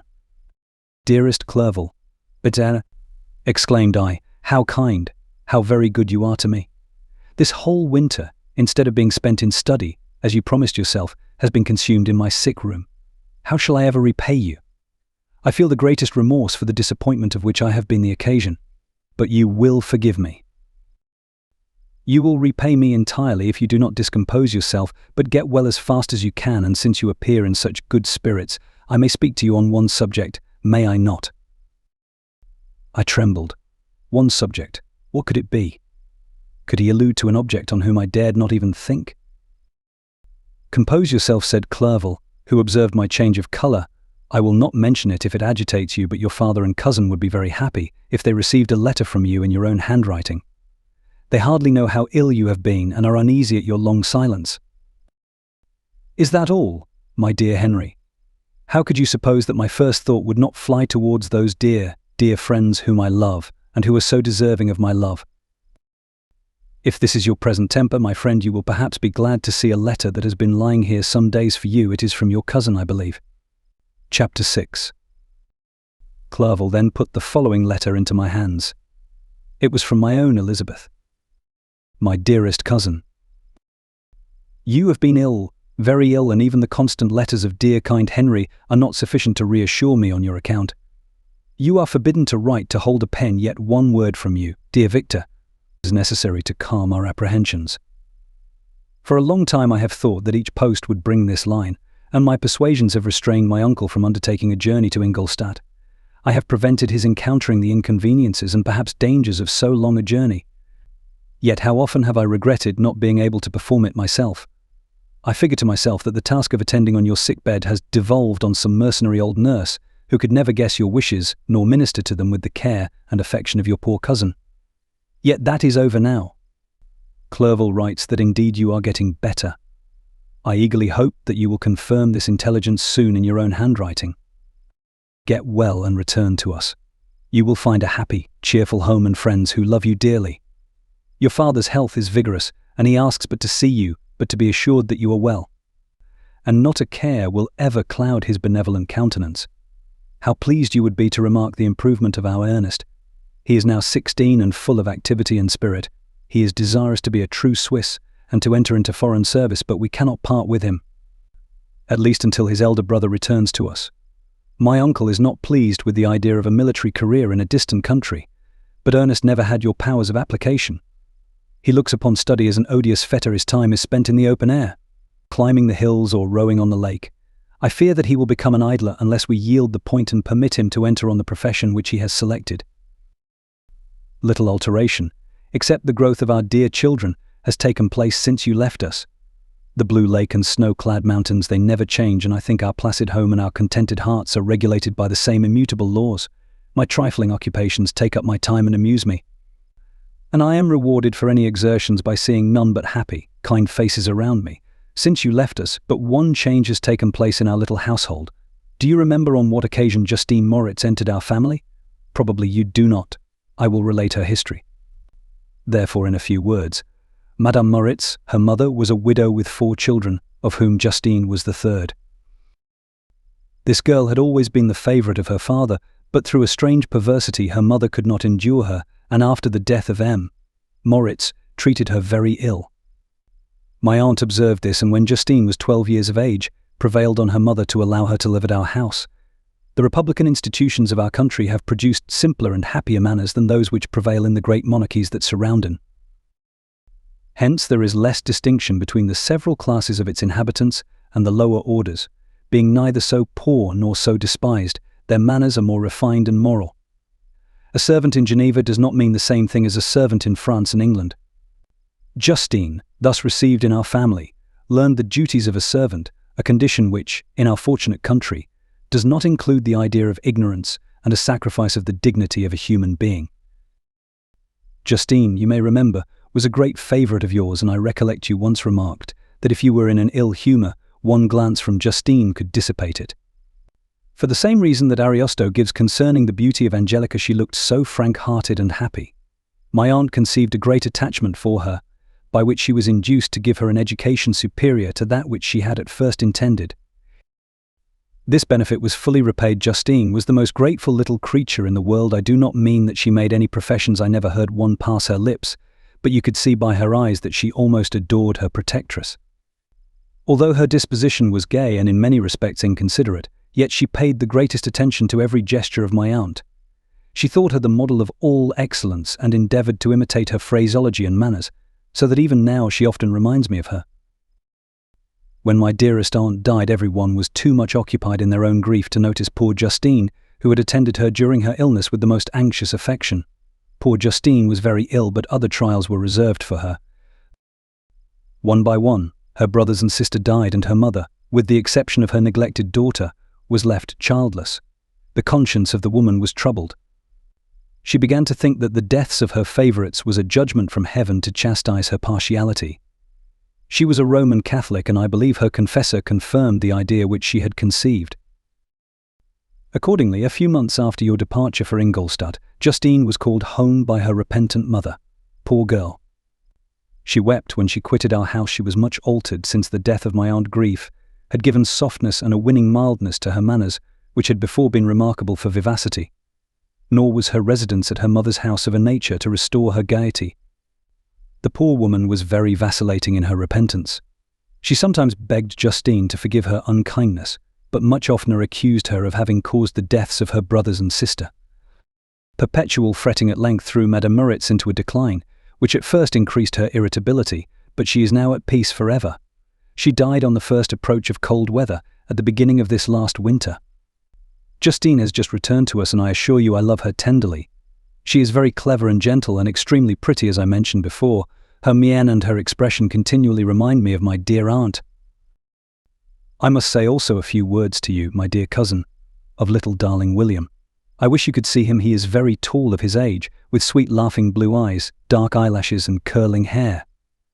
When he smiles, 2 little dimples appear on each cheek, which are rosy with health. He has already had 1 or 2 little wives, but Louisa Byron is his favourite, a pretty little girl of 5 years of age.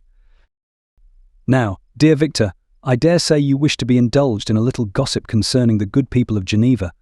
The pretty Miss Mansfield has already received the congratulatory visits on her approaching marriage with a young Englishman, John Melbourne, Esq. Her ugly sister Manon married M. Duvillard, the rich banker, last autumn. Your favourite schoolfellow, Louis Manoir, has suffered several misfortunes since the departure of Clerval from Geneva. But he has already recovered his spirits, and is reported to be on the point of marrying a lively, pretty Frenchwoman, Madame Tavernier. She is a widow, and much older than Manoir, but she is very much admired, and a favourite with everybody. I have written myself into better spirits, dear cousin, but my anxiety returns upon me as I conclude. Write, dearest Victor, 1 line 1 word will be a blessing to us. 10,000 thanks to Henry for his kindness, his affection, and his many letters. We are sincerely grateful. Adieu. My cousin, take care of yourself, and I entreat you write. Elizabeth Lavenza. Geneva, March 18th, 17. Dear, dear Elizabeth, I exclaimed. When I had read her letter, I will write instantly and relieve them from the anxiety they must feel. I wrote, and this exertion greatly fatigued me, but my convalescence had commenced and proceeded regularly. In another fortnight I was able to leave my chamber. One of my first duties on my recovery was to introduce Clerval to the several professors of the university. In doing this I underwent a kind of rough usage, ill-befitting the wounds that my mind had sustained. Ever since the fatal night, the end of my labours, and the beginning of my misfortunes, I had conceived a violent antipathy even to the name of natural philosophy. When I was otherwise quite restored to health, the sight of a chemical instrument would renew all the agony of my nervous symptoms. Henry saw this, and had removed all my apparatus from my view. He had also changed my apartment, for he perceived that I had acquired a dislike for the room which had previously been my laboratory. But these cares of Clerval were made of no avail when I visited the professors. M. Waldman inflicted torture when he praised, with kindness and warmth, the astonishing progress I had made in the sciences. He soon perceived that I disliked the subject, but not guessing the real cause, he attributed my feelings to modesty, and changed the subject from my improvement to the science itself, with a desire, as I evidently saw, of drawing me out. What could I do? He meant to please, and he tormented me. I felt as if he had placed carefully, one by one, in my view those instruments which were to be afterwards used in putting me to a slow and cruel death. I writhed under his words, yet dared not exhibit the pain I felt. Clerval, whose eyes and feelings were always quick in discerning the sensations of others, declined the subject, alleging, in excuse, his total ignorance, and the conversation took a more general turn.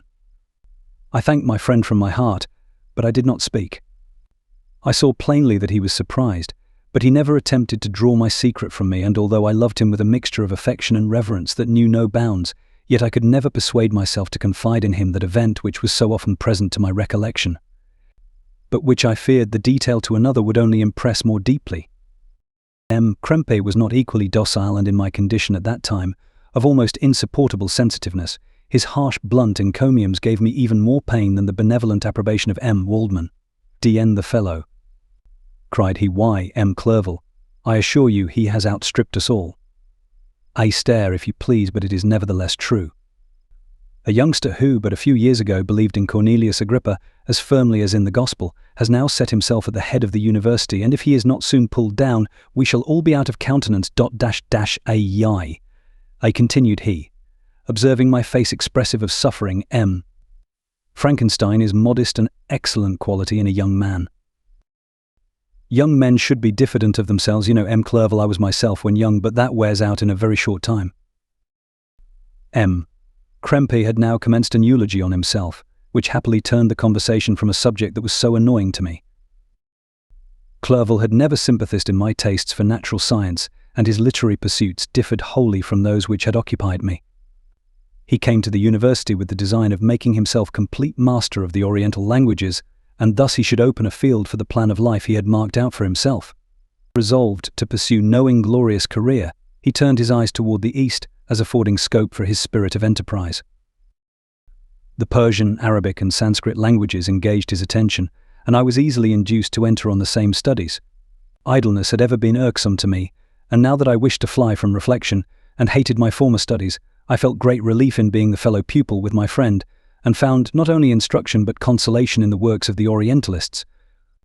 I did not, like him, attempt a critical knowledge of their dialects, for I did not contemplate making any other use of them than temporary amusement. I read merely to understand their meaning, and they well repaid my labours. Their melancholy is soothing, and their joy elevating, to a degree I never experienced in studying the authors of any other country. When you read their writings, life appears to consist in a warm sun and a garden of roses, in the smiles and frowns of a fair enemy, and the fire that consumes your own heart. How different from the manly and heroical poetry of Greece and Rome. Summer passed away in these occupations, and my return to Geneva was fixed for the latter end of autumn, but being delayed by several accidents, winter and snow arrived, the roads were deemed impassable, and my journey was retarded until the ensuing spring. I felt this delay very bitterly, for I longed to see my native town and my beloved friends. My return had only been delayed so long, from an unwillingness to leave Clerval in a strange place before he had become acquainted with any of its inhabitants. The winter, however, was spent cheerfully, and although the spring was uncommonly late, when it came its beauty compensated for its dilatoriness. The month of May had already commenced, and I expected the letter daily which was to fix the date of my departure, when Henry proposed a pedestrian tour in the environs of Ingolstadt, that I might bid a personal farewell to the country I had so long inhabited. I acceded with pleasure to this proposition. I was fond of exercise, and Clerval had always been my favourite companion in the ramble of this nature that I had taken among the scenes of my native country. We passed a fortnight in these perambulations. My health and spirits had long been restored, and they gained additional strength from the salubrious air I breathed, the natural incidents of our progress, and the conversation of my friend. Study had before secluded me from the intercourse of my fellow creatures, and rendered me unsocial, but Clerval called forth the better feelings of my heart. He again taught me to love the aspect of nature, and the cheerful faces of children. Excellent friend, how sincerely you did love me, and endeavour to elevate my mind until it was on a level with your own. A selfish pursuit had cramped and narrowed me, until your gentleness and affection warmed and opened my senses. I became the same happy creature who, a few years ago, loved and beloved by all, had no sorrow or care. When happy, inanimate nature had the power of bestowing on me the most delightful sensations. A serene sky and verdant fields filled me with ecstasy. The present season was indeed divine. The flowers of spring bloomed in the hedges, while those of summer were already in bud. I was undisturbed by thoughts which during the preceding year had pressed upon me, notwithstanding my endeavours to throw them off, with an invincible burden. Henry rejoiced in my gaiety, and sincerely sympathized in my feelings. He exerted himself to amuse me, while he expressed the sensations that filled his soul. The resources of his mind on this occasion were truly astonishing. His conversation was full of imagination, and very often, in imitation of the Persian and Arabic writers, he invented tales of wonderful fancy and passion. At other times he repeated my favourite poems, or drew me out into arguments, which he supported with great ingenuity. We returned to our college on a Sunday afternoon. The peasants were dancing, and everyone we met appeared gay and happy. My own spirits were high, and I bounded along with feelings of unbridled joy and hilarity.